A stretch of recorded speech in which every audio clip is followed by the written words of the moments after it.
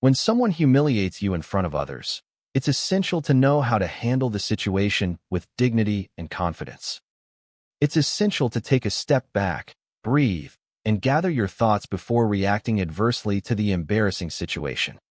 Maintaining your calm composure in such situations can be challenging, but more essential it is, especially when confronted by an emotionally charged and hostile environment.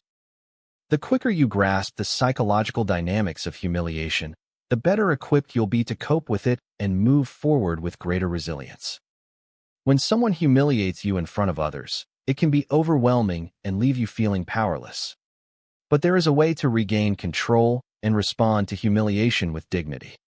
It begins with a simple yet effective three-step approach: staying calm, setting boundaries, and maintaining self-respect.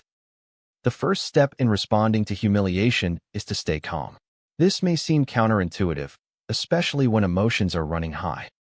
However, when you allow yourself to become emotional and reactive, you open yourself up to further escalation and potentially worsen the situation. Instead, take a deep breath and pause for a moment. Allow yourself to acknowledge your feelings, but don't let them consume you.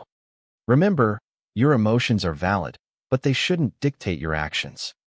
By staying calm, you create space for rational thinking and problem-solving. The second step in responding to humiliation is to set clear boundaries. This means establishing what you will and won't tolerate in a given situation. When someone humiliates you, it's easy to let their words and actions define your self-worth.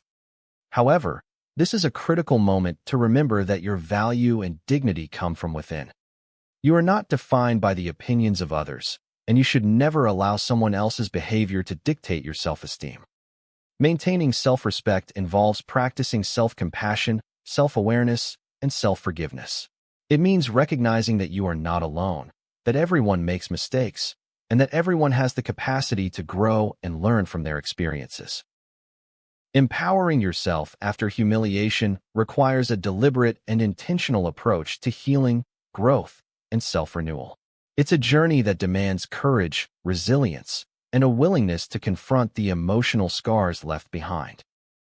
One of the most crucial steps in empowering yourself after humiliation is to engage in self-reflection. This involves taking the time to examine your emotions, thoughts, and actions in the wake of the humiliation. Ask yourself questions like, what triggered the humiliation? How did I respond? What could I have done differently? What lessons can I learn from this experience? Self-reflection also involves acknowledging and accepting your emotions, rather than suppressing or denying them. This means allowing yourself to feel the pain, anger, and sadness that followed the humiliation.